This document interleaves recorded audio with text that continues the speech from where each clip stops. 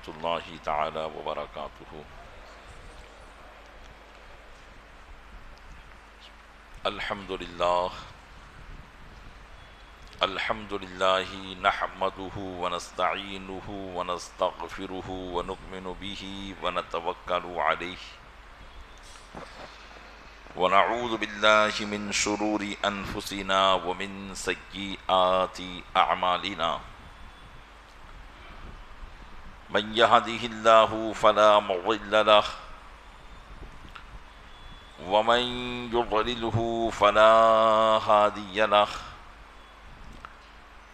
ونشهد أن لا إله إلا الله وحده لا شريك له ونشهد أن سيدنا ومولانا محمدا عبده ورسوله أما بعد فأعوذ بالله من الشيطان الرجيم بسم الله الرحمن الرحيم لقد كان لكم في رسول الله أسوة حسنة آمنت بالله صدق الله مولانا العظيم وبلغنا رسوله النبي الأمين المكين الكريم ونحن على ذلك من الشاهدين والشاكرين والحمد لله رب العالمين۔ آئیے سب سے پہلے ہم اور آپ آقا انعامدار مدینے کے تاجدار دونوں عالم کے مالک و مختار نائب پروردگار گلشن ہستی کی اولین فصل بہار کے دربار گوہربار میں درود پاک کا قیمتی ہار پیش کریں۔ اللہم صلی علی سیدنا شفیعنا نبینا مولانا محمد معدن الجود والکرم وآلہ وبارک وسلم۔ عقیدت و محبت کے ساتھ ایک مرتبہ اور پڑھیں، اللہم صلی علی سیدنا شفیعنا نبینا مولانا محمد معدن الجود والکرم وآلہ وبارک وسلم۔ گنبد خضراء کے تصور کے ساتھ ایک مرتبہ اور پڑھیں، اللہم صلی علی سیدنا شفیعنا نبینا مولانا محمد معدن الجود والکرم منبع العلم والحلم والحکم وآلہ واصحابہ وبارک وسلم صلاۃ وسلاما سرمدا دائما ابدا علیک یا رسول اللہ۔ الحمدللہ عز وجل ہم اور آپ اپنے آقا و مولا جناب احمد مجتبیٰ حضرت محمد مصطفیٰ ارواحنا فداہ علیہ التحیۃ والثناء صلی اللہ تعالی علیہ وسلم کی بارگاہ بے کس پناہ میں جشن ولادت کے موقع پر خراج عقیدت پیش کرنے کے لیے حاضر ہوئے ہیں۔ اللہ تبارک و تعالی اپنے محبوب صلی اللہ علیہ وسلم کے صدقے میں ہمارا اس جمع ہونا اپنی بارگاہ میں قبول فرما اور ہماری ان محفلوں کو ہمارے لیے ذریعہ نجات بنا، آمین بجاہ النبی الامین صلی اللہ تعالی علیہ وآلہ واصحابہ تسلیم۔ نبی رحمت شفیع امت صلی اللہ تعالی علیہ وسلم کی سیرت مبارکہ بتدریج اور بالترتیب آپ سماعت فرما رہے ہیں۔ نبی رحمت صلی اللہ علیہ وسلم نے اپنی 40 سال کی زندگی کو مکہ مکرمہ میں گزار کر آپ پر جب وحی کا سلسلہ شروع ہوا اور وحی نازل ہونے کے سما کو کل گزشتہ تقریر میں آپ نے سماعت کیا۔ اسی حدیث پاک سے میں واپس اپنی تقریر کو وابستہ کرتا ہوں۔ یہ ایک طویل حدیث ہے جو امام بخاری نے ام المومنین عائشہ صدیقہ رضی اللہ تعالی عنہا سے روایت کیا ہے۔ اس کے ایک حصے کو آپ نے کل سماعت کیا، دوسرے حصے کو آج میں آپ کی خدمت میں پیش کرنے کی کوشش کرتا ہوں۔ حضرت ام المومنین عائشہ صدیقہ رضی اللہ تعالی عنہا روایت کرتی ہیں کہ نبی کریم صلی اللہ تعالی علیہ وسلم پر جب وحی کا نزول ہوا، حضرت جبریل علی نبینا وعلیہ الصلاۃ والتسلیم کے پڑھانے سے جب آپ نے پڑھا اور حضرت جبریل جب واپس تشریف لے گئے تو ام المومنین کہتی ہیں رجع بہ رسول اللہ صلی اللہ تعالی علیہ وسلم یرجف فؤادہ، حضور اکرم صلی اللہ علیہ وسلم وہاں سے واپس پلٹے، جو کچھ آپ کو عطا کیا گیا تھا اسے اپنے دل میں محفوظ کر کے یاد کر کے اپنے گھر کی طرف پلٹے، یرجف فؤادہ، اس حال میں کہ آپ کا دل کانپ رہا تھا۔ قلب اطہر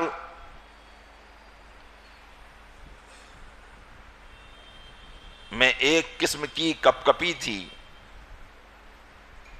اور اسی حال میں دخل علی خدیجہ بنت خویلد رضی اللہ تعالی عنہا، ام المومنین حضرت خدیجہ رضی اللہ تعالی عنہا کے پاس تشریف لائے۔ فقال زملونی زملونی فزملوہ، تو اپنے گھر والوں سے کہا کہ مجھے چادر اوڑھاؤ چادر اوڑھاؤ، تو ان لوگوں نے حضور کو چادر اوڑھا دیا۔ حتی ذہب عنہ الروع، یہاں تک کہ وہ ہراس اور وہ خوف جو حضور اکرم صلی اللہ علیہ وسلم کے قلب اطہر کو لاحق ہوا تھا، جس کے سبب قلب اطہر کانپ رہا تھا، وہ ہراس دور ہو گیا۔ فقال لخدیجہ وأخبرها الخبر، تو حضور نے حضرت خدیجہ سے فرمایا اور انہیں ساری بات بتائی، اور ارشاد فرمایا لقد خشیت علی نفسی، مجھے اپنی جان کا خوف ہے،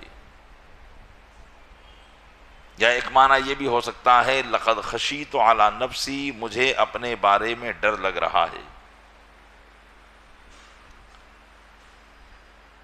حضور اکرم صلی اللہ علیہ وسلم کی زبان مبارک سے یہ سن کر ام المومنین نے فرمایا، روایت کے الفاظ فقالت کلا واللہ ما یخزیک اللہ ابدا، جب حضور نے کہا کہ مجھے اپنے بارے میں ڈر لگ رہا ہے، اپنی جان کا مجھے خوف لگ رہا ہے، تو ام المومنین نے فرمایا ہرگز نہیں، قسم خدا کی اللہ آپ کو کبھی بھی رسوا نہیں فرمائے گا۔ کاللہ واللہ ما یخزیک اللہ ابدا، بخدا اللہ آپ کو کبھی رسوا نہ کرے گا۔ کیوں؟ انک لتصل الرحمہ، اس لیے کہ آپ رشتہ داروں کے ساتھ صلہ رحمی کرتے ہیں۔ وَتَحْمِلُ الْكَلَّ، اور مظلوموں کے بوجھ کو اٹھاتے ہیں. وَتَكْسِبُ الْمَعْدُومَ، اور جو لوگ رزق سے محروم ہیں آپ اپنی کمائی میں سے ان کو حصہ عطا فرماتے ہیں. وَتُقْرِي الضَّيْفَ، اور آپ مہمان نوازی کرتے ہیں. وَتُعِينُ عَلَى نَوَائِبِ الْحَقِّ، اور حق کی طرف سے اگر کسی کو کوئی مصیبت پہنچتی ہے تو آپ اس کی دستگیری فرماتے ہیں. آپ کے اندر ایسی مقدس صفات ہیں تو آپ کا رب آپ کو کبھی رسوا نہیں فرمائے گا. پیارے اسلامی بھائیوں، اس حدیث پاک میں دو باتوں کی طرف میں آپ کی توجہ چاہوں گا. سب سے پہلی بات تو یہ کہ حضور نے فرمایا لقد خشیت علی نفسی، مجھے اپنی جان کا خوف ہے، وحی کے نازل ہونے پر. یا یہ کہا کہ مجھے اپنی جان کا خوف لگ رہا ہے، ڈر لگ رہا ہے. وحی کے نزول کے وقت نبی کریم صلی اللہ علیہ وسلم کا خوف و ہراس میں پڑ جانا، قلب اطہر پر کپ کپی کا طاری ہونا، اس کی وجہ کیا تھی؟ اور دوسری بات یہاں یہ غور طلب ہے کہ ام المومنین حضرت خدیجہ الکبریٰ رضی اللہ تعالی عنہا کا آپ کو تسلی آمیز جواب دینا.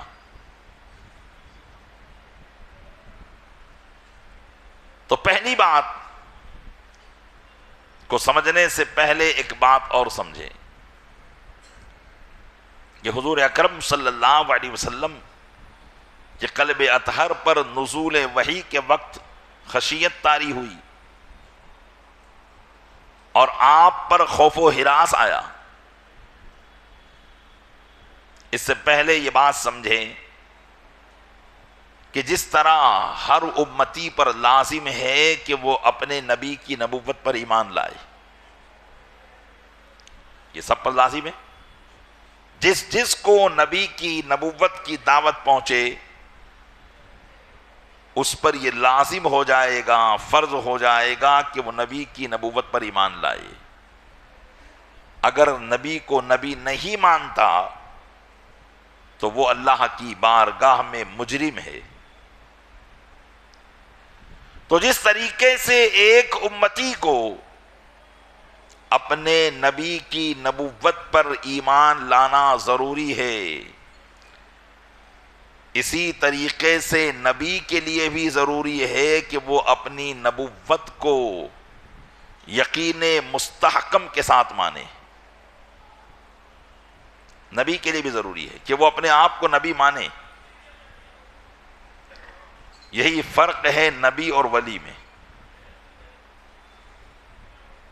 ولی وہ ہوتا ہے جسے جب کہا جائے کہ آپ تو اللہ کے ولی ہیں تو وہ منع کرتا ہے میں اللہ کا ولی نہیں ہوں. لیکن نبی منع نہیں کر سکتا ہے. نبی منع نہیں کر سکتا، انکسارن اور عاجزی کے طور پر بھی وہ منع نہیں کر سکتا. اس لیے کہ خود نبی کو اس بات کا یقین کامل، علم کامل ہونا ضروری ہے کہ میں نبی ہوں. اس لیے جتنے بھی نبوت کے دعوے دار پیدا ہوئے ان کو یہ یقین نہیں ہو پایا. یا تو ان کا دماغی توازن خراب تھا، یا وہ کوئی غلط راہ راہوی کے شکار تھے. اور آج بھی ایسے لوگ پیدا ہوتے ہیں اگرچہ ان کو شہرت نہیں ملتی. آپ کو تعجب کی بات بتاؤں، تقریباً 8-10 سال ہوئے ہوں گے، احمد آباد ہی میں ایک آدمی ہمارے پاس مرزا پور سے آ کر مرزا پور کا پتہ بتا رہا تھا. داڑھی وغیرہ سب تھی، نماز پڑھی عصر کی، اور مجھ سے کہا کہ آپ سے کچھ وقت چاہیے. تو ہم بیٹھے اثر بعد اس سے ملاقات ہوئی تو وہ اپنی فضیلت کو پہلے بیان کرنے لگا، پھر کہنے لگا کہ مجھے ایسا محسوس ہوتا ہے کہ میں مہدی ہوں، پھر کہنے لگا کہ مجھے ایسا محسوس ہوتا ہے کہ میں عیسیٰ علیہ السلام ہوں۔ تو یہ دماغی توازن جو کھو بیٹھتے ہیں اس طریقے کے دعوے دار ہو جاتے ہیں۔ اب نبی آخر الزمان خاتم الانبیاء صلی اللہ علیہ وسلم کے بعد کوئی نبوت کا دعویٰ کرے تو سمجھ لو وہ پاگل ہے، اس کے دماغی رپورٹ کرانے کی ضرورت ہے۔ جتنے بھی نبوت کے دعوے دار ہوئے، جیسے غلام احمد قادیانی جو پنجاب کے شہر قادیان کا رہنے والا تھا، 150-200 سال پہلے کا اس کا زمانہ گزرا، آج بھی اس کے ماننے والے موجود ہیں، قادیانی اپنے آپ کو لکھتے ہیں۔ جب اس کا بھی علماء نے دماغ کا محاسبہ کیا، اس نے نبوت کا دعویٰ کیا تھا اور دماغ کا محاسبہ کیا تو پتا چلا کہ وہ بھی پاگل ہی ہے۔ تو پتا چلا کہ نبی کے لیے ضروری ہوتا ہے کہ وہ اپنے بارے میں علم یقین رکھے کہ وہ نبی ہے، اور اسے اپنی نبوت پر ایمان لانا ضروری ہوتا ہے۔ قرآن کریم میں اللہ ارشاد فرماتا ہے آمن الرسول بما انزل الیہ من ربہ والمؤمنون، رسول ایمان لائے اس پر جو ان کی طرف اترا اللہ کی طرف سے، اور مومنین ایمان لائے۔ تو پتا چلا کہ نبی سب سے پہلے اپنی نبوت پر جو مومن ہوتا ہے وہ نبی ہوتا ہے، تبھی تو وہ دوسروں کو کہے گا کہ میں اللہ کا نبی ہوں، ورنہ اگر اپنے نبی ہونے کے بارے میں اسے کوئی شک و شبہ ہو تو وہ دوسرے کو یقین نہیں دلا سکتا، اور یہاں یقین دلانا ہوتا ہے۔ تو جب نبی کریم صلی اللہ علیہ وسلم پر وحی کا نزول ہوا، آپ کو اس بات کا علم ہوا کہ آپ اللہ کے نبی ہیں، تو جب آپ کو اس بات کا علم ہوا کہ آپ اللہ کے نبی ہیں تو آپ کے دل میں کوئی تردد پیدا نہیں ہو سکتا ہے۔ جیسا کہ حضرت موسیٰ علیہ نبینا وعلیہ الصلاۃ والسلام جب مصر سے فرعون سے نجات پا کر مدین حضرت شعیب علیہ السلام کے پاس چلے گئے، 30 سال کی عمر میں 10 سال حضرت شعیب علیہ السلام کے پاس رہے، اور حضرت شعیب علیہ السلام نے اپنی ایک بیٹی کا نکاح حضرت موسیٰ علیہ السلام سے کر دیا۔ 10 سال کے بعد حضرت موسیٰ علیہ السلام اپنی بیوی کو لے کر واپس مصر کی طرف جا رہے تھے۔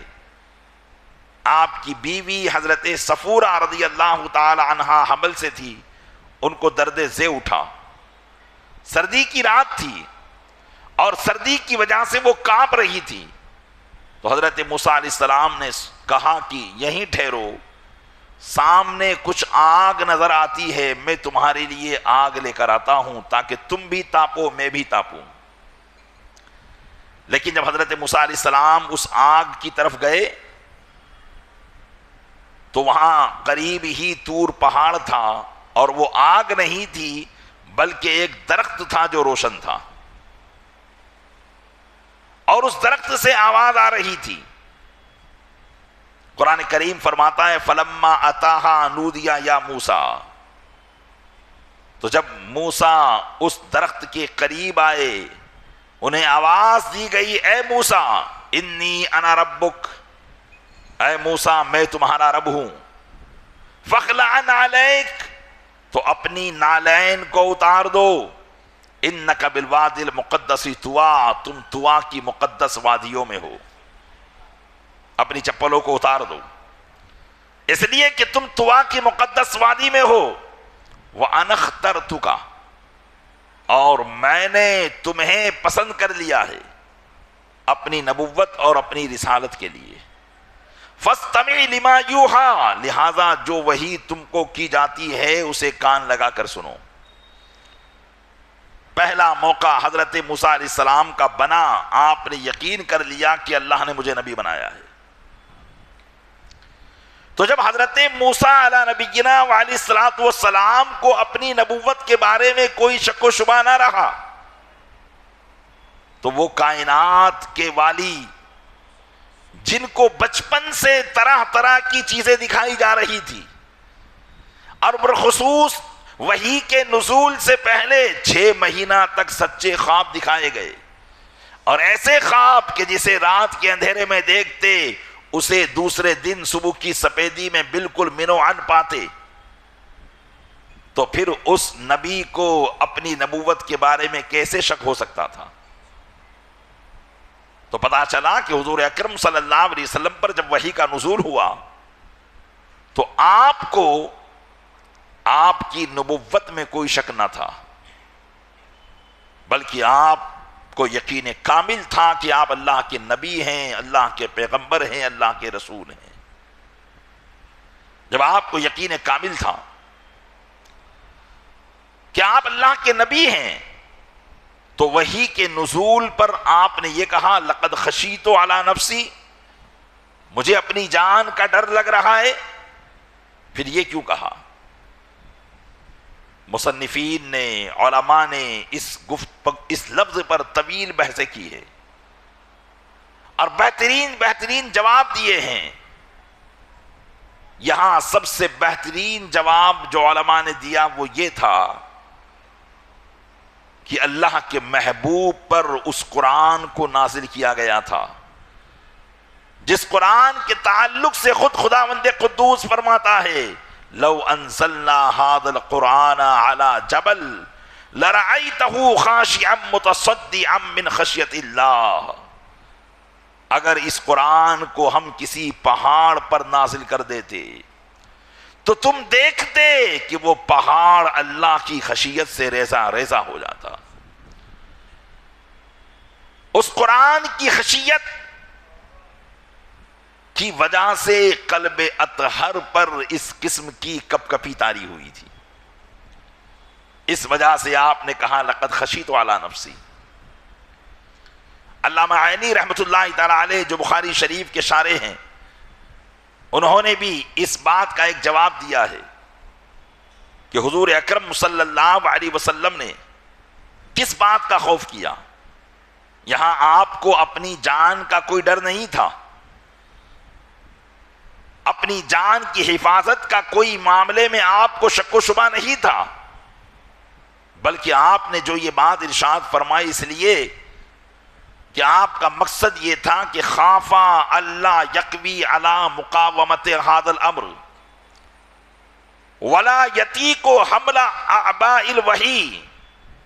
حضور اکرم صلی اللہ علیہ وسلم کو اس بات کا اندیشہ تھا کہ اللہ تعالیٰ نے جو ایک بہت بڑی ذمہ داری اور بہت اہم معاملہ حضور کو عطا فرمایا تھا، تو حضور کو اس بات کا خوف تھا کہ کہیں وہ اس اہم ذمہ داری کو نہ سنبھال سکے، اس وحی کے اس بوجھ کو وہ نہ سنبھال سکیں گے، اس بات کا آپ کو خوف تھا، ورنہ نبوت کے معاملے میں آپ کو کوئی شک و شبہ نہیں تھا۔ اور بعض علماء نے اس کی تفسیر یوں بیان کی کہ اصل میں لقد خشیت علی نفسی، خشیت یہ متکلم کا صیغہ ہے، یعنی جب کوئی شخص خود اپنے بارے میں یہ کہے گا کہ مجھے ڈر لگ رہا ہے تو عربی زبان میں اس کے لیے یہ لفظ آئے گا کہ جو آخر میں تے آپ دیکھ رہے ہیں خشیتو، اس تے پر وہ پیش پڑے گا اور اس کا معنی ہوگا کہ مجھے ڈر لگ رہا ہے۔ اور اگر اسی تے کے پیش کو ہم اگر زیر سے بدل دیں تو معنی ہو جائے گا لقد خشیتے، یعنی اب میں ڈر رہا ہوں، یہ معنی نہیں ہوگا، بلکہ اب معنی ہوگا لقد خشیتے، تم ڈر رہی ہو۔ اور خطاب کس سے ہے؟ ام المومنین سے۔ گفتگو کس سے حضور کی ہو رہی ہے؟ ام المومنین سے۔ تو علماء نے ایک تفسیر یہ بیان کی، یہ لکھتے ہیں کہ حضور ذان کائنات صلی اللہ علیہ وسلم جب شرف نبوت سے مشرف ہوئے اور اس کے بعد اپنی رفیق حیات ام المومنین حضرت خدیجہ الکبریٰ رضی اللہ تعالی عنہا سے ملاقات فرمائی تو حضور ایک وقت مقررہ پر گھر تشریف لے آتے تھے، لیکن جس دن آپ پر سب سے پہلی وحی نازل ہوئی اس دن آپ کے تشریف لانے میں کچھ تاخیر واقع ہوئی۔ ام المومنین حضرت خدیجہ الکبریٰ رضی اللہ تعالی عنہا کے دل میں خدشہ پیدا ہوا کہ جان رحمت صلی اللہ علیہ وسلم کو کچھ ہو تو نہیں گیا۔ تو جب آپ کے آنے میں تاخیر ہوئی تو حضرت خدیجہ الکبریٰ رضی اللہ تعالی عنہا نے حضور سے پوچھا اَيْنَ أَنْتِ يَا أَبَا الْقَاسِمِ، اے ابو القاسم آپ کہاں تھے؟ میں تو آپ کی تاخیر ہونے کی وجہ سے، دیر ہونے کی وجہ سے گھبرا گئی تھی، میں نے تو اپنے آدمیوں کو بھی بھیجا کہ تمہیں تلاش کر کے لائیں، لیکن وہ بھی نامراد لوٹے،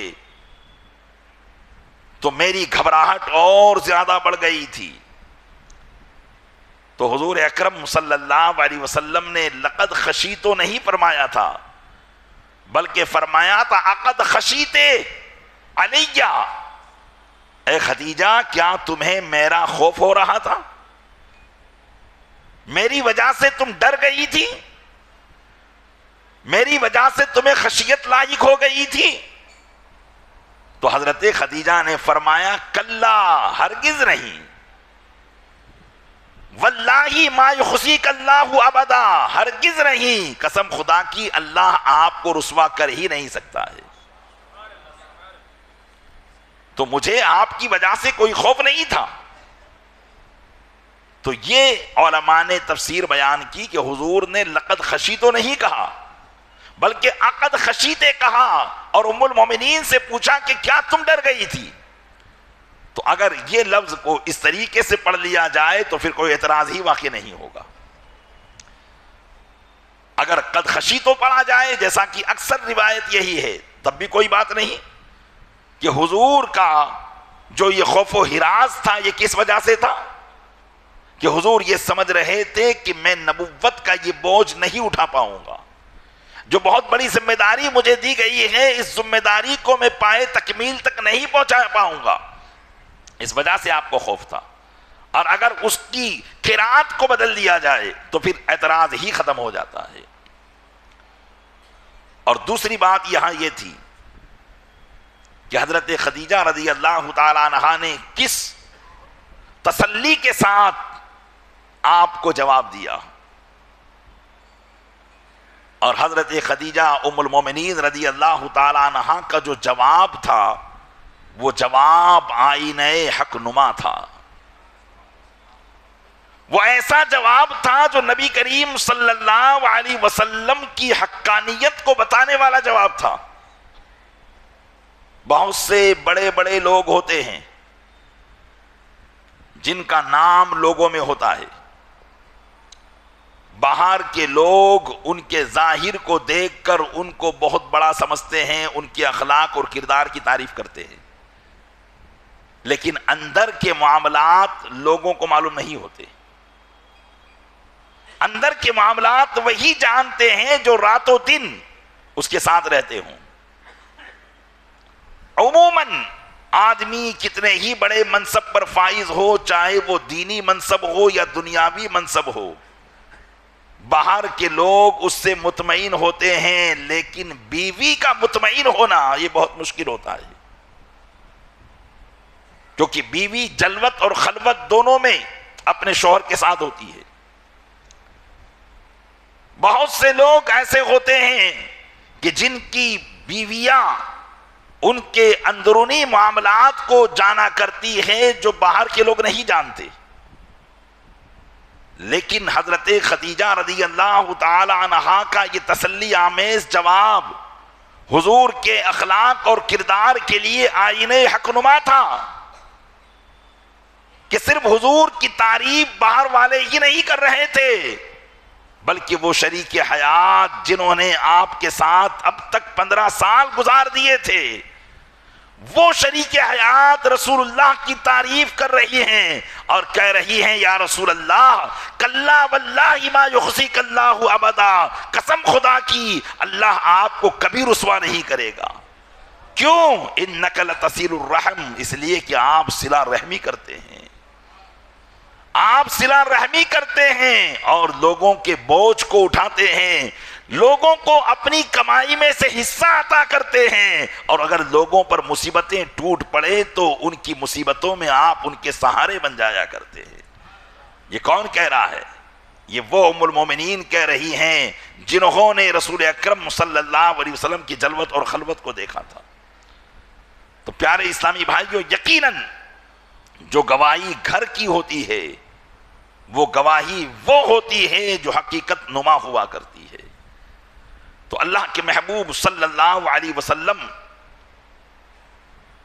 اس حدیث پاک میں جو آپ نے بات سماعت کی تو ایسی کوئی بات نہیں تھی، یہاں جو خوف تھا وہ وحی الہی کا کی خشیت کی وجہ سے تھا۔ اب جب حضرت خدیجہ رضی اللہ تعالی عنہا نے یہ باتیں سنی تو حضور اکرم صلی اللہ علیہ وسلم سے کہا کہ آپ میرے چچا زاد بھائی ورقہ بن نوفل کے پاس چلیے۔ میں نے 2 دن پہلے تقریر میں بتایا تھا کہ مکہ مکرمہ میں یوں تو شرک پرستی کا ماحول تھا، لیکن پھر بھی کچھ لوگ ایسے تھے جو ایک اللہ کی عبادت کی طرف مائل تھے۔ انہی میں سے ورقہ بن نوفل بھی تھے جو حضرت خدیجہ رضی اللہ تعالیٰ عنہا کے چچا زاد بھائی تھے، اور اب یہ بہت بوڑھے ہو چکے تھے۔ انہوں نے بھی شرک پرستی سے بیزار ہو کر ملک شام کا سفر اختیار کیا تھا اور وہاں جا کر عیسائیت کا مذہب اختیار کر لیا تھا، اس لیے کہ اس وقت مذہب عیسائیت حق پر تھا، ایک اللہ کی عبادت کرتا تھا، عیسیٰ علیہ السلام کو نبی مانتا تھا، اور حضرت عیسیٰ پر نازل ہونے والی کتاب انجیل کا بھی انہوں نے علم حاصل کیا تھا۔ اس لیے اہل مکہ ان کو جانتے تھے اور ان کے بارے میں یہ علم رکھتے تھے کہ ورقہ بن نوفل آسمانی کتابوں کے عالم ہیں۔ تو جب حضرت خدیجہ نے یہ کہا کہ آپ چلیے ورقہ بن نوفل کے پاس اور ہم ان کے پاس جا کر یہ بات کہتے ہیں، چنانچہ حضرت ورقہ بن نوفل رضی اللہ تعالی عنہ چونکہ یہ بھی ایمان لائے بعد میں، حضور اکرم صلی اللہ علیہ وسلم ام المومنین ان کو وہاں لے کر گئی اور کہا کہ اے ورقہ، میں تمہارے پاس اس لیے آئی ہوں کہ اپنے بھتیجے کی بات سنو۔ تو حضور اکرم صلی اللہ علیہ وسلم نے ورقہ بن نوفل کو وہ سارے واقعات حضرت جبریل کے آنے سے وحی کے نزول تک کے سنائے۔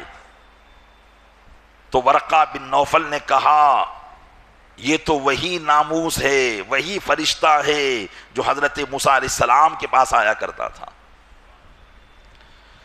اے کاش میں اس وقت جوان ہوتا جبکہ آپ کی قوم آپ کو مکہ سے نکال دے گی، تو میں آپ کا ساتھ دیتا اور آپ کے قدموں پر اپنی جان کو قربان کر دیتا۔ حضور نے فرمایا کیا میری قوم مجھے مکہ سے نکال دے گی؟ ورقہ بن نوفل نے کہا کہ ہاں ایسا ہی ہوا ہے کہ جو بھی اس دعوت کو لے کر آیا ہے اس کی قوم اس کی دشمن ہوئی ہے اور اس نے اس کو اپنے وطن سے نکالنے پر مجبور کر دیا ہے۔ ورقہ کی بات سن کر نبی کریم صلی اللہ تعالی علیہ وسلم کو تسلی تو پہلے سے تھی، مزید تسلی حاصل ہوئی اور آپ اپنے گھر تشریف لے آئے۔ پیارے اسلامی بھائیوں، سیرت نبوی صلی اللہ تعالی علیہ وسلم آپ سماعت کر رہے ہیں، اور سیرت کو بیان کرنے کا مقصد صرف یہی نہیں کہ میں آپ کی کچھ باتیں آپ کو بیان کروں اور کچھ نہ بیان کروں، بلکہ سیرت میں جو جو باتیں آتی ہیں ان تمام باتوں کو میں آپ کی پیش خدمت کرنے کی کوشش کر رہا ہوں، تاکہ ایک مسلمان ہونے کے اعتبار سے ہم یہ ساری باتیں جان سکیں جو ہمارے علم میں نہیں ہوا کرتی ہے۔ یہاں میں 3 باتوں کی تشریح کرنا چاہوں گا، ہو سکتا ہے کہ ایک ہی بات پر بیان اختتام پذیر ہو جائے، بقیہ 2 باتیں آئندہ کل کے بیان میں عرض کروں گا۔ یہاں آپ نے سنا کہ حضرت جبریل نے حضور کی طرف وحی فرمائی. وحی کا لفظ ہم سنتے رہتے ہیں، آخرکار وحی کس کو کہتے ہیں، وحی کی حقیقت کیا ہے، اس طرف میں توجہ آپ کی مبذول کرانے کی کوشش کروں گا. توجہ کے ساتھ سنیں گے تو یقیناً اسلام کے بہت سے علوم میں سے ایک علم کا کچھ حصہ آپ کو حاصل ہوگا. سب سے پہلے لفظ وحی، یہ عربی لفظ ہے، اور عربی لفظ اتنی وسیع زبان ہے کہ ایک ایک لفظ کے کئی معنی ہوتے ہیں. اس لیے وحی کا لغوی معنی بعض دفعہ یہ ہوتا ہے اشارہ کرنا. قرآن کریم میں اشارہ کرنے کے معنی میں بھی وحی کا لفظ استعمال ہوا ہے. جیسا کہ حضرت زکریہ علی نبینا وعلیہ الصلاۃ والتسلیم نے جب اللہ کی بارگاہ میں دعا کی تھی کہ اے مولا مجھے اولاد عطا فرما، تو اللہ نے ان کی دعا کو قبول کیا. لیکن جس وقت دعا قبول ہوئی اس وقت حضرت زکریہ علیہ السلام کی عمر 120 سال تھی اور ان کی بیوی کی عمر 80 سال. تو حضرت زکریہ علیہ السلام نے عرض کیا کہ مولا میرے لیے کوئی ایسی نشانی کر دے جس سے میں سمجھ جاؤں کہ میری بیوی حاملہ ہو چکی ہے. اس لیے کہ عورت عموماً جب حاملہ ہوتی ہے تو ایام ماہواری میں جو خون آتا ہے وہ بند ہو جاتا ہے، یہی قانون ہے. لیکن حضرت زکریہ کی جو بیوی تھی وہ پہلے سے ہی باندھ تھی، تو حیض کا معاملہ ان کے یہاں تھا ہی نہیں. اس لیے حضرت زکریہ نے چاہا کہ جب مجھے یہ علم ہو جائے کہ میری بیوی حاملہ ہو چکی ہے تو میں خوب اللہ کا شکر ادا کروں گا. تو اللہ تبارک و تعالی نے حضرت زکریہ علیہ السلام سے یہ فرمایا تھا کہ تمہاری نشانی یہ ہے کہ تم بالکل بھلے چنگے ہونے کے باوجود بات نہیں کر پاؤ گے 3 دن اور 3 رات تک. یعنی ایسا نہیں کہ معاذ اللہ گنگ پن تم کو نالائق ہو جائے گا، ایسا نہیں. یہ میں پہلے ہی بتا چکا کہ نبی کسی بھی ظاہری عیب سے اور نہ باطنی عیب سے وابستہ ہوتا ہے، وہ بہت دور ہوتا ہے. تو فرمایا کہ تم بات نہ کر سکو گے. اللہ تکلم الناس 3 لیال سویہ، تمہاری نشانی یہ ہے کہ تم 3 دن 3 رات بغیر کسی بیماری کے لوگوں سے بات نہیں کر پاؤ گے. تو واقعی حضرت زکریہ علیہ السلام روزانہ جب گھر سے باہر تشریف لاتے تو اپنی امت کو جمع کرتے اور اللہ کا پیغام سنایا کرتے تھے. لیکن ایک دن جب اپنے گھر سے باہر تشریف لائے تو آپ بولنے پر قادر نہ ہو سکے. قرآن کریم فرماتا ہے فَأَوْحَىٰ إِلَيْهِمْ أَن سَبِّحُوا بُكْرَةً وَعَشِيًّا. تو حضرت زکریہ نے ان کی طرف اشارہ کیا.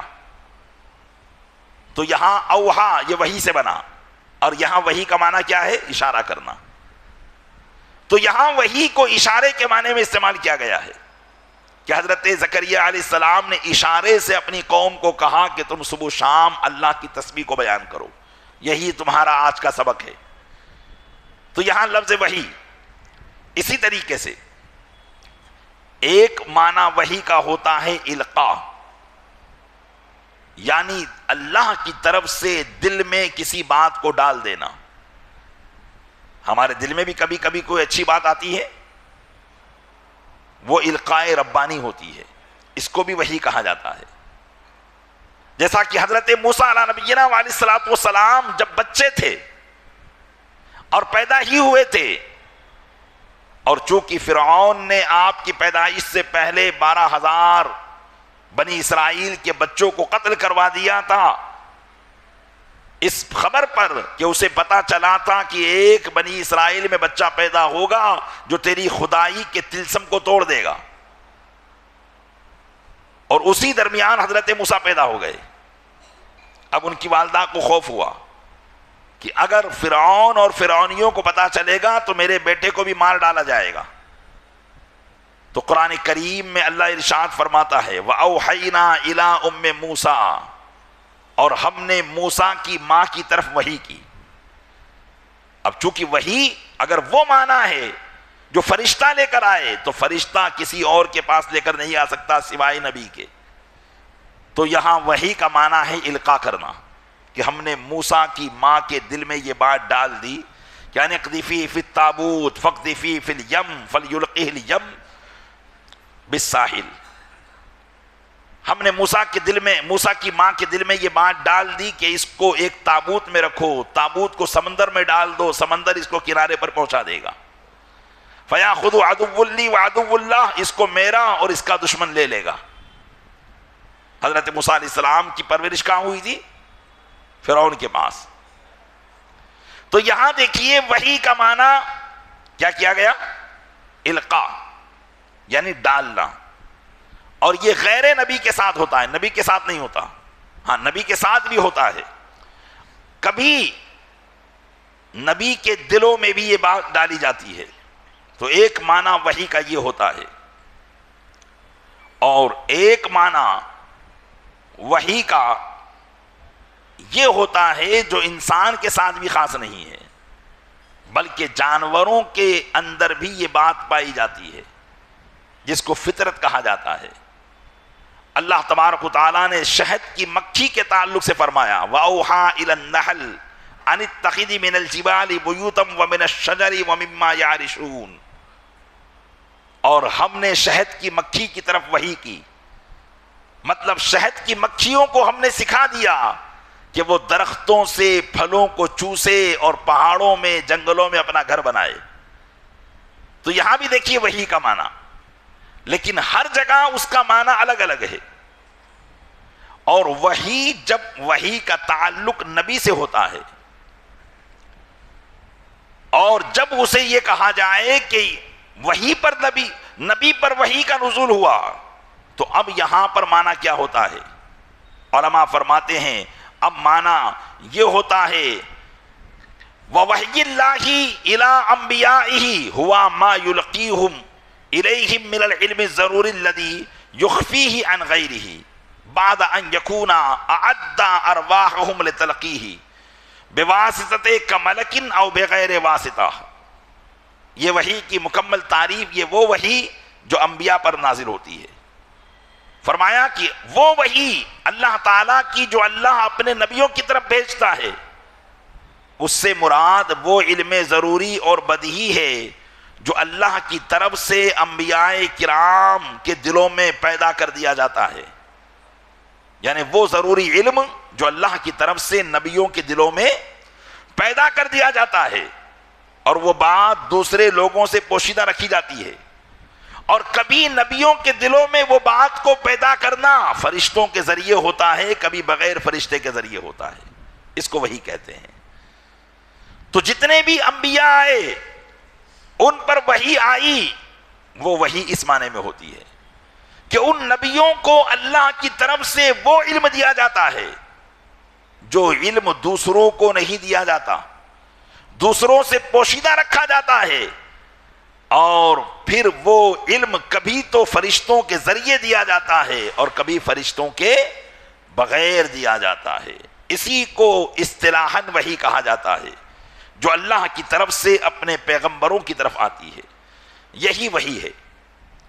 اب وحی جو نبیوں کی طرف آتی ہے اس کے چند مراتب ہیں. یعنی ہر وقت فرشتہ وحی لے کر آئے ایسا نہیں ہوتا، یا ہر وقت فرشتہ اپنی اصلی صورت میں آئے ایسا بھی نہیں ہوتا، بلکہ کبھی فرشتہ انسان کی شکل میں آتا ہے، کبھی اپنی شکل میں آتا ہے، اور کبھی نگاہوں سے غائب ہو کر وہ رہتا ہے اور نبی اس کی باتوں کو سنتے ہیں. یہ اس کے مراتب ہیں. آئیے اس کی طرف بھی چند باتیں میں آپ کی خدمت میں پیش کرتا ہوں. نبی کی طرف جو وحی ہوتی ہے اس کا پہلا درجہ ہے رویائے صادقہ، یعنی سچے خواب. تو نبی کا خواب بھی ہوتا ہے، وہ سچا ہوتا ہے. اس لیے نبی اگر کوئی خواب میں بات دیکھ لے تو وہ یقینی ہے، وہ حقیقی ہے. جیسا کہ حضرت ابراہیم علیہ السلام نے خواب میں دیکھا کہ وہ اپنی محبوب چیز کو ذبح کر رہے ہیں تو انہوں نے اپنی اولاد کو ذبح کر دیا. اگر نبی کے علاوہ کوئی اور یہ خواب دیکھے تو اس کے لیے جائز نہیں ہوگا کہ وہ اپنے بیٹے کو ذبح کر دے، کیونکہ نبی کا جو خواب ہوتا ہے وہ حقیقی خواب ہوتا ہے. کیونکہ خواب دو طریقے سے آتے ہیں، خواب یا تو وساوس شیطانی کی وجہ سے آتے ہیں یا القاء ربانی کی وجہ سے آتے ہیں، اور انبیاء کرام ہمیشہ کے لیے شیطان کے شر سے محفوظ ہے. اس لیے ہمارے جو خواب ہیں اس میں یہ شک ہو سکتا ہے کہ یہ خواب کس کی طرف سے ہے، رحمان کی طرف سے ہے یا شیطان کی طرف سے. اس لیے ہمیں اس کی تعبیر پوچھنی ہوتی ہے، اور اگر تعبیر میں کوئی بات نکل بھی آئے تو اس پر عمل کرنا ہمارے لیے فرض واجب نہیں ہوتا. لیکن نبی اگر خواب میں کوئی بات دیکھے تو اس بات پر عمل کرنا نبی کے لیے ضروری ہو جاتا ہے، جیسا کہ حضرت ابراہیم علیہ السلام کے لیے ضروری ہوا. انہوں نے تو اپنا خواب سچا کر دکھایا. یہ اور بات ہے کہ اللہ نے حضرت اسماعیل کی جگہ پر مینڈھا رکھ دیا، لیکن انہوں نے تو جو کرنا تھا کر دیا. قرآن فرماتا ہے قد صدقت الرؤیا، اے ابراہیم تم نے تو خواب سچ کر دکھایا. تو کیوں؟ اس لیے کہ وہ نبی تھے. غیر نبی اگر یہ خواب دیکھے تو اسے اس پر عمل کرنے کی اجازت نہیں دی جائے گی. میرے آقا صلی اللہ علیہ وسلم کو خواب دکھایا گیا تھا. کب؟ جبکہ آپ مدینہ منورہ میں تھے. مکہ کے لوگوں نے مسلمانوں پر راستے بند کر دیے تھے. تو اللہ کے محبوب نے یہ خواب دیکھا کہ سارے مسلمان احرام کی حالت میں حلق کرا کر مکہ مکرمہ میں داخل ہو رہے ہیں. تو حضور نے صحابہ اکرام کو فرمایا تھا کہ ان قریب تم مکہ میں داخل ہوں گے. صحابہ نے مان لیا تھا کیونکہ میں نے خواب دیکھا ہے. کیوں؟ اس لیے کہ نبی کا جو خواب ہوتا ہے وہ کیا ہوتا ہے؟ وحی ہوتا ہے. تو پہلا مرتبہ نبی کی وحی کا رویائے صادقہ یعنی سچے خواب. اور نبی کو ڈائریکٹ فرشتے کے ذریعے وحی دینے سے پہلے یہ سچے خواب دکھائے جاتے ہیں جو اللہ کی وحی ہوا کرتا ہے. دوسرا مرتبہ یہ ہے کہ فرشتہ دکھائی دیے بغیر حضور کے قلب اطہر پر کوئی بات ڈال دی جاتی تھی. حضرت جبریل نظر نہیں آتے تھے، لیکن فرشتے کے ذریعے حضور کے دل پر وہ بات ڈال دی جاتی تھی. جیسا کہ ایک حدیث پاک رسول اکرم صلی اللہ علیہ وسلم ارشاد فرماتے ہیں ان روح القدس نفث فی روحی انہ لن تموت نفس حتی تستکمل رزقہا. حضور نے فرمایا کہ روح القدس یعنی جبریل امین نے میرے دل میں یہ بات ڈال دی ہے کہ کوئی بھی شخص اس وقت تک نہیں مر سکتا جب تک کہ وہ اپنا رزق پورا نہ کر لے. اللہ تبارک و تعالیٰ نے جتنا رزق اس کی قسمت میں لکھا ہے اس وقت تک وہ نہیں مر سکتا جب تک کہ وہ اپنا رزق پورا نہ کر لے. اسی لیے ہم دیکھتے ہیں کہ بسا اوقات مرنے والا اپنے مرنے سے پہلے کچھ خواہش ظاہر کرتا ہے، رزق کا وہ ایک حصہ باقی رہ جاتا ہے، اپنی خواہش کو ظاہر کر کے وہ اس کو بھی کھا لیتا ہے، اپنے رزق کو پورا کر لیتا ہے. حضور نے فرمایا فاتقوا اللہ، لہذا اللہ سے ڈرو، واجملوا فی الطلب، اور اچھے طریقے سے اللہ سے طلب کرو، ولا یحملنکم استبطاء الرزق علی ان تطلبوا بمعصیۃ اللہ، اور رزق کا طلب کرنا کہیں تمہیں گناہوں میں نہ ڈال دے.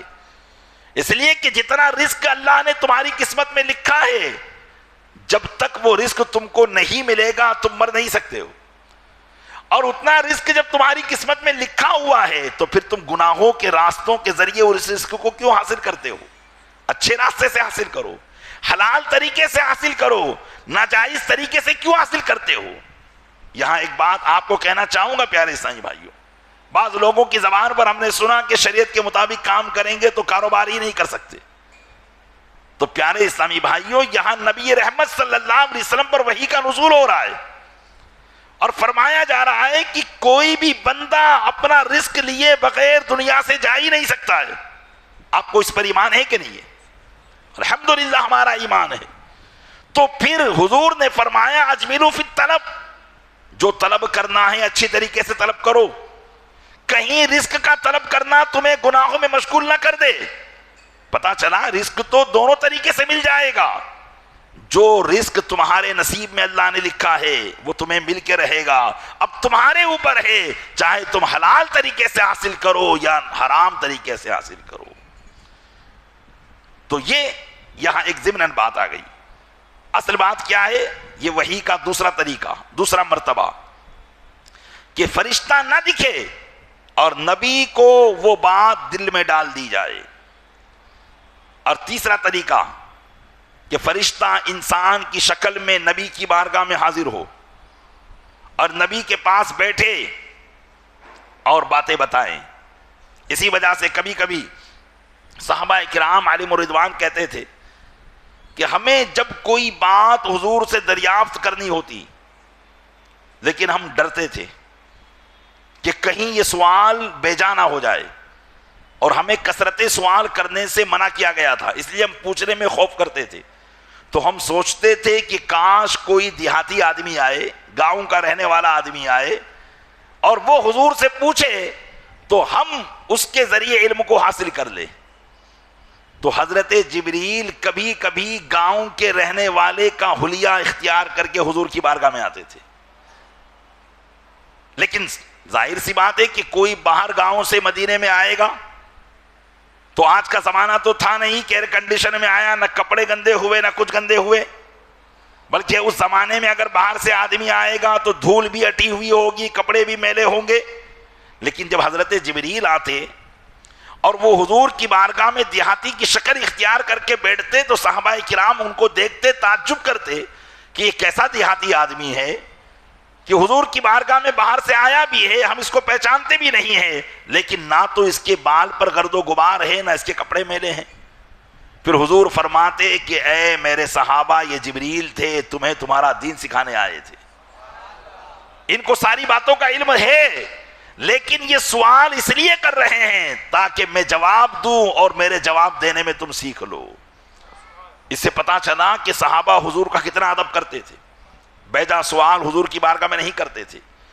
خوف کا عالم تھا، ہیبت طاری رہتی تھی کہ کہیں ایسا سوال نہ سرزد ہو جائے کہ جس کی وجہ سے ہمارے لیے تکلیف کا سامان ہو. اس لیے صحابہ کرام اس نبی کی بارگاہ میں بڑا ادب و احترام کیا کرتے تھے. تو یہ انسانی شکل میں فرشتہ آئے، یہ وحی کا تیسرا مرتبہ ہے. کبھی کبھی حضرت دحیہ کلبی رضی اللہ تعالیٰ عنہ کی شکل میں حضرت جبریل آتے تھے. حضرت دحیہ کلبی یہ وہ صحابی رسول ہیں جو بڑے خوبصورت تھے اور فروٹ کا کاروبار کرتے تھے. آپ نے محرم کے بیان میں سنا ہوگا کہ ایک مرتبہ حضرت دحیہ کلبی کی شکل میں حضرت جبریل آئے ہوئے تھے، حضور سے بات کر رہے تھے کہ امام حسین ان کی گود میں آ کر بیٹھ گئے. اس لیے کہ دحیہ کلبی اکثر جب حضور کی بارگاہ میں آتے تھے تو فروٹ لے کر آتے تھے، پھل لے کر آتے تھے.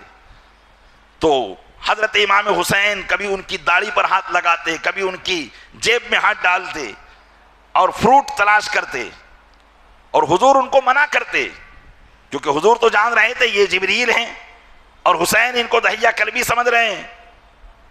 تو حضرت جبریل کہتے یا رسول اللہ ان کو منع نہ کرو، یہ تو ابھی میرے ساتھ اس طریقے سے دل لبھا رہے ہیں، میں تو اس وقت ان کا دل لبھاتا تھا جب بالکل یہ جھولے میں تھے. آپ کی بیٹی فاطمہ کام کاج کر کے سو جاتی اور حسین روتے تو اللہ فرماتا ہے کہ جبریل جاؤ، میری بندی فاطمہ عبادت ریاضت کر کے سو رہی ہے، حسین کو جھولا دو، کہیں اس کے رونے سے فاطمہ کی نیند میں خلل نہ ہو جائے. تو یہ دحیہ کلبی رضی اللہ تعالیٰ عنہ کی شکل میں حضرت جبریل آتے تھے. یہ تیسرا مرتبہ کہ کسی صحابی کی شکل میں، انسان کی شکل میں حضرت جبریل آئیں اور حضور کو وحی سنا کر چلے جائیں. اور چوتھا مرتبہ وحی کا جو تھا وہ یہ تھا کہ حضور کو گھنٹی کی آواز سنائی دیتی تھی. ایسی آواز سنائی دیتی تھی جیسے گھنٹی بج رہی ہے. علماء فرماتے ہیں کہ وحی کا یہ انداز حضور کے لیے بہت مشکل ہوا کرتا تھا، یہاں تک کہ جب اس طریقے سے وحی کا نزول ہوتا کہ نہ فرشتہ ہوتا سامنے، نہ جو ہے فرشتہ کی آواز ہوتی بلکہ گھنٹی کے مثل آواز آتی.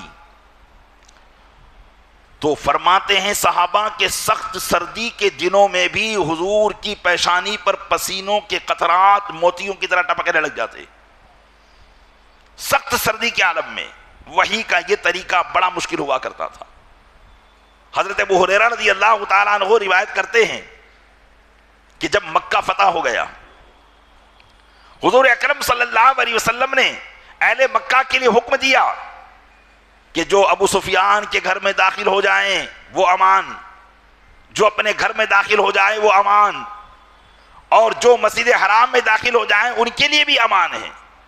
تو جو مدینہ کے صحابہ تھے وہ آپس میں بات کرنے لگے کہ اس شخص کو اس کے شہر کی محبت نے آ لیا ہے.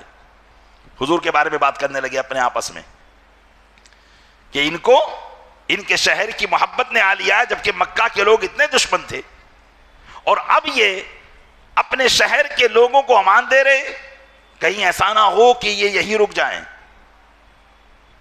تو بس اتنا کہنا تھا ان لوگوں کا, خفیہ طور پر بات کر رہے تھے کہ اچانک رسول اکرم صلی اللہ علیہ وسلم کے چہرے زیبا پر وحی کے آثار نمودار ہو گئے. صحابہ فرماتے ہیں کہ جب حضور پر وحی نازل ہوتی تھی تو ہم آپ کے چہرے کی طرف دیکھ نہیں سکتے تھے, ہماری گردنیں نیچے جھک جاتی, اور سخت سردی کے دنوں میں بھی حضور پسینے سے شرابور ہو جایا کرتے تھے. پھر جب وحی کے آثار ختم ہوئے تو حضور نے ان انصاری صحابہ کو مخاطب کر کے کہا کہ فلاں فلاں تم میرے بارے میں ایسی ایسی باتیں کر رہے تھے. انہوں نے کہا ہاں یا رسول اللہ, ہمارا ارادہ غلط نہ تھا, ہم نے اس لیے یہ باتیں کی کہ اب تو مکہ فتح ہو گیا ہے, حضور بھی مکہ کے رہنے والے ہیں, کہیں حضور اب مکہ ہی میں نہ رہ جائیں, ہمارے مدینے کو نہ چھوڑ دیں. تو حضور اکرم صلی اللہ علیہ وسلم نے فرمایا کہ اب میرا مرنا اور جینا تمہارے ہی ساتھ ہوگا, میں اب مدینے میں رہوں گا. تو جب صحابہ کرام نے اپنی دل کی کیفیات یہ بیان کی, وحی نازل ہوئی اور اللہ نے تصدیق فرمائی کہ ہاں اے محبوب یہ کوئی بہانہ نہیں کر رہے ہیں, جو ان کے دل میں بات تھی وہی بات ہے. اللہ کے محبوب نے فرمایا کہ اے میرے صحابہ تمہاری تصدیق اللہ بھی فرما رہا ہے. اب یہاں سے صحابہ کے مرتبے کو بھی آپ سوچ لیں کہ اللہ ارشاد فرما رہا ہے کہ محبوب آپ کے صحابہ جو بات کہہ رہے ہیں یہ بات بنانے کا معاملہ نہیں ہے, بلکہ جو بات تھی وہی ہے, یہ تمہارا رب خود ان کی تصدیق فرما رہا ہے. تو یہ چوتھا طریقہ, یہاں تک کہ علماء فرماتے ہیں حضرت زید بن ثابت رضی اللہ تعالیٰ عنہ کہتے ہیں کہ ایک مرتبہ حضور کی ران مبارک میری ران پر تھی, حضور کی ران مبارک میری ران پر تھی, اور اسی درمیان آپ پر وحی کا سلسلہ شروع ہوا, جس کو سلسلۃ الجرس بھی کہا جاتا تھا, یعنی گھنٹی کی آواز کی طرح. فرماتے ہیں کہ جب اس طریقے سے حضور پر وحی کا نزول ہوا تو مجھے ایسا محسوس ہوا کہ میری ران ٹوٹ رہی ہے, وزن کی وجہ سے مجھے ایسا محسوس ہوا کہ میری ران کے دو ٹکڑے ہو جائیں گے, کیونکہ بات وہی ہے لو انزلنا علی ھذا القرآن علی جبل لرأیتہ خاشعا متصدعا من خشیۃ اللہ, اگر اس قرآن کو پہاڑ پر نازل کرتے تو آپ دیکھتے کہ پہاڑ ریزہ ریزہ ہو جاتا. لیکن حضور کا قلب اطہر تھا جو اس قرآن کی تجلیوں کو اپنے قلب پر برداشت کرتا تھا. حضور اکرم صلی اللہ علیہ وسلم اس کے متحمل تھے, اللہ تعالیٰ نے ان کو اس کا متحمل فرما دیا تھا, لیکن صحابہ کرام جب پاس میں ہوتے تو انہیں اس کا بوجھ سنبھالا نہ جاتا تھا. جیسا کہ حضرت زید بن ثابت رضی اللہ تعالیٰ عنہ کہتے ہیں کہ مجھے ایسا لگا کہ کہیں میری ران ٹوٹ جائے گی. پانچواں مرتبہ جو وحی کے نزول کا تھا وہ یہ تھا کہ کبھی فرشتہ اپنی اصلی صورت میں نمودار ہوتا اور اللہ کا پیغام پہنچا دیتا, جیسا کہ غار حرا کے اندر حضرت جبریل اپنی اصلی صورت میں تشریف لائے تھے. چھٹا طریقہ یہ ہے کہ وہ وحی جس سے اللہ تعالیٰ نے کسی فرشتے کے بغیر اپنے محبوب کو خود مشرف کیا, بغیر فرشتے کے, جس کو قرآن کریم نے فرمایا فَأَوْحَىٰ إِلَىٰ عَبْدِهِ مَا أَوْحَىٰ, تو اس نے اپنے بندے کی طرف وحی کی جو وحی کی. اور یہ وحی کیا تھی؟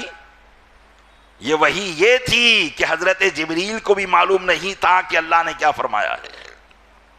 فرشتے کے بغیر اللہ نے یہ وحی فرمائی تھی شب معراج.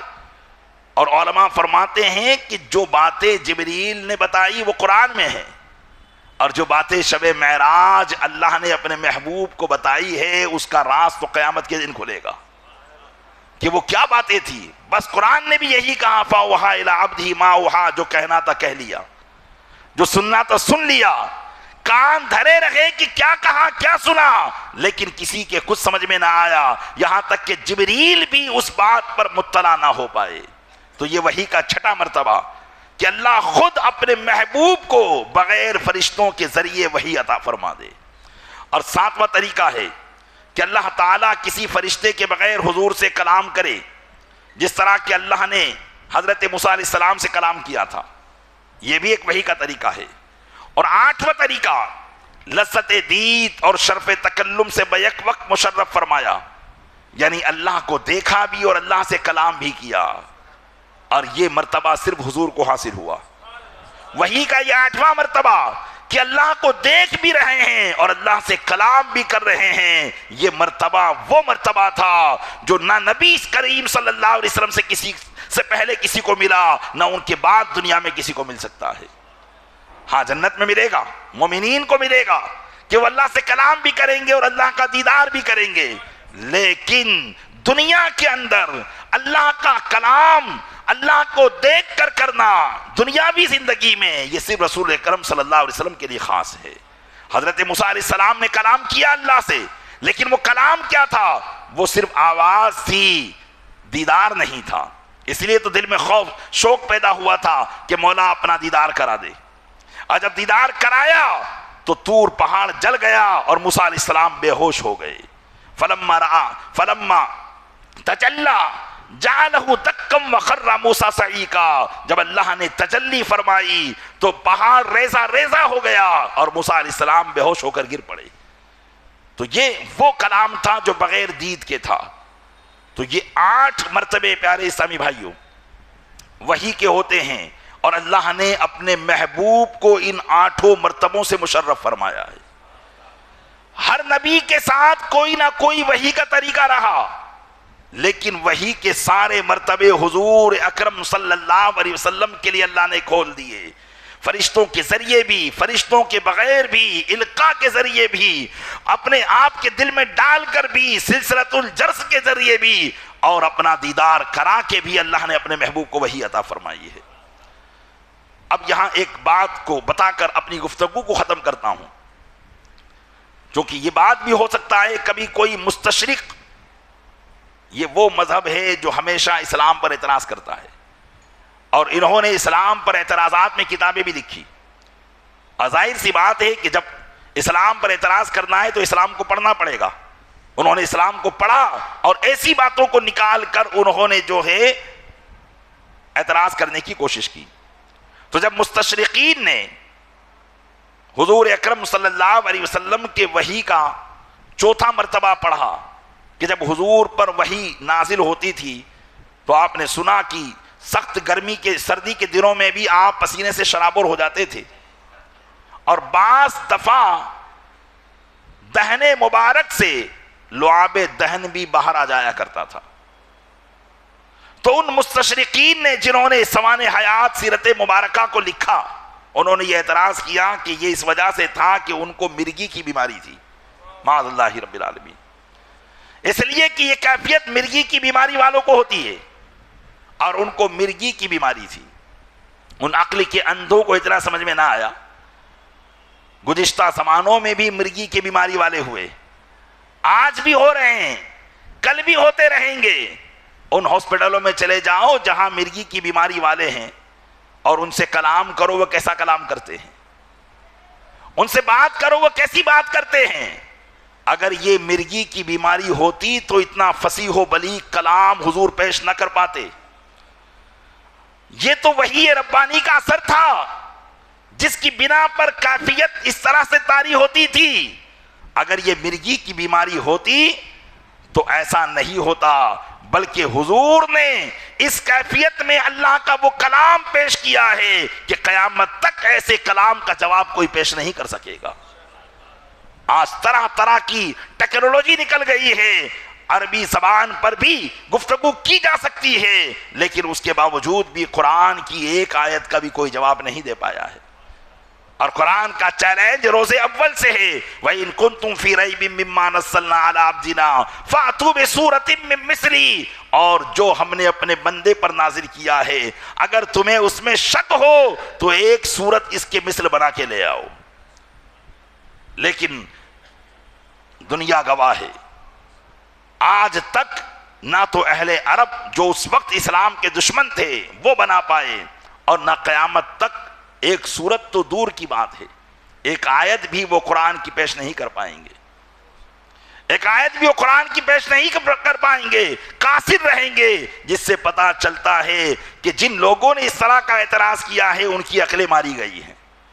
انہوں نے صرف اسلام کی حسد میں، اسلام کی دشمنی میں یہ اعتراض کیا، اگر عقل کو بروئے کار لے کر اعتراض کرتے تو اعتراض کا موقع ہی انہیں نہیں آتا۔ اس لیے کہ ہر علم والے کو علمی دیانت اور امانت کو برقرار رکھنا ہوتا ہے، اور جو جانکار ہونے کے باوجود حقیقت کو چھپاتا ہے اس کو علمی دنیا کے اندر چور کہا جاتا ہے۔ تو وہ کوئی علم والے نہیں ہیں، بلکہ وہ اسلام کی دشمنی میں علم کی چوری کر رہے ہیں، حاسدانہ عینک اپنی آنکھوں پر لگا کر اسلام کو دیکھ رہے ہیں۔ اگر واقعی اسلام کی حقانیت کو دیکھنا چاہتے ہیں تو حسد کا چشمہ اتار کر انصاف کی نظر سے اسلام کو دیکھے تو یقیناً اسلام ان کے سامنے چمکتا اور دمکتا نظر آئے گا۔ بانی اسلام کا ہر کردار، ہر اخلاق، ہر صورت اور ہر سیرت اعلیٰ اور اعلیٰ نظر آئے گی۔ جن لوگوں نے بھی اعتراض کیا ہے یا تو وہ حسد کی بنیاد پر کیا ہے، یا کم علمی کی بنیاد پر کیا ہے، یا جہالت کی بنیاد پر کیا ہے، آج بھی تمام دنیا کے لوگوں کو چیلنج ہے کہ نبی کریم صلی اللہ علیہ وسلم کی سیرت کو نہ کل کے لوگ داغدار کر پائے تھے، نہ آج کے لوگ داغدار کر پائیں گے۔ ان کی سیرت وہ سیرت ہے کہ اس سیرت کو اور اس سیرت کی خوبی کو کوئی مثال میں نہیں لا سکتا ہے، کیونکہ اللہ نے آپ ہی کو انسان کامل بنایا تھا، آپ کو تمام دنیا کے لیے آئیڈیل بنایا تھا، اور جو آئیڈیل ہوا کرتا ہے اس میں کسی قسم کا نقص نہیں ہوا کرتا۔ میرے آقا صلی اللہ علیہ وسلم کی سیرت پہلے بھی بے داغ تھی اور اب بھی بے داغ ہے، اور جو اس پر داغ لگانے کی کوشش کرتا ہے چند دنوں میں وہی داغدار ہو جاتا ہے۔ بہت سی باتیں ہیں جو آپ کی سیرت سے نکال کر پیش کی جاتی ہے، آپ نے دیکھا ہوگا کہ دنیا نے اس کو کیسا تماشا چکھایا، کیسا مزہ چکھایا، اور آج اس کی کیا حالت ہے۔ اللہ تبارک و تعالیٰ اپنے محبوب صلی اللہ علیہ وسلم کے صدقے میں حضور اکرم صلی اللہ علیہ وسلم کی طرف اس طرح کی غلط نیت کے ساتھ نظر اٹھانے والوں کی نظروں کو پھوڑ دے، اور اس طرح کی سوچ و بچار کو ختم فرما دے، اور نبی رحمت صلی اللہ علیہ وسلم کی حقانیت اور سچائی کو پوری دنیا کو سمجھنے کی توفیق عطا فرمائے۔ آمین بجاہ النبی الامین صلی اللہ علیہ وسلم۔